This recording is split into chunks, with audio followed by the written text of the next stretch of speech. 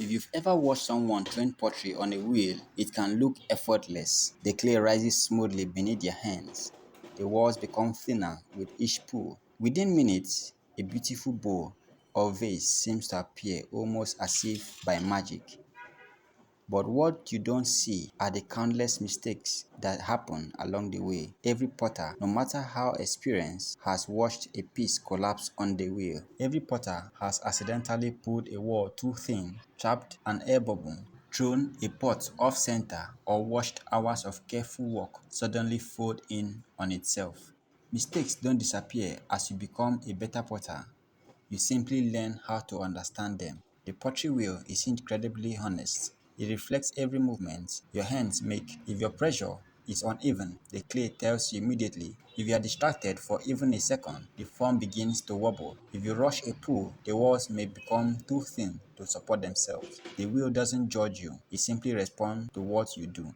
That is one of the greatest lessons in pottery. The clay isn't trying to be difficult, it is giving feedback. One of the most common mistakes beginners make is trying to force the clay. When a wall leans slightly, the instinct is often to push it back quickly. When the clay resists, they press harder, but clay rarely responds well to force. More often than not, pushing harder only makes the problem worse. Experienced potters learn something different. Instead of fighting the clay, they slow down. They pay attention. They ask themselves why the wall is moving, where the pressure is uneven, or whether the clay simply needs a greater touch. Sometimes the best correction isn't more effort, it is less. Another mistake that happens on the wheel is becoming attached to perfection. Perhaps you've spent 20 minutes shaping a beautiful bow.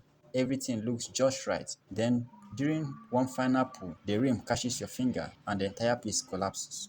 It's disappointing, sometimes it's heartbreaking, but it happens to everyone. Professional potters don't avoid these moments because they are more talented. They avoid some of them because of experience. But even then, they still lose pieces. The difference is that they don't see every collapse as failure. They see it as part of the conversation with clay.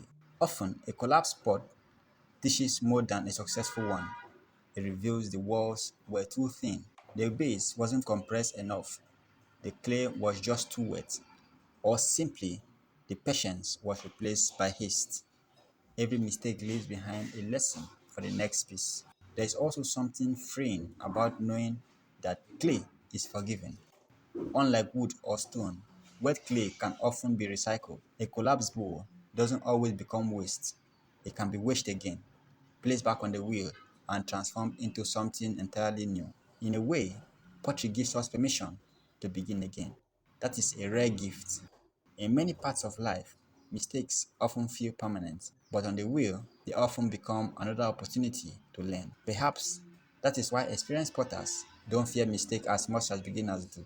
They know that every beautiful piece they have ever made is built upon hundreds of pieces that didn't survive. Every steady hand was once an unsteady one. Every perfectly centered lump of clay was preceded by countless wobbly attempts. Every elegant vase has a history of collapsed cylinders behind it. The wheel quietly teaches resilience.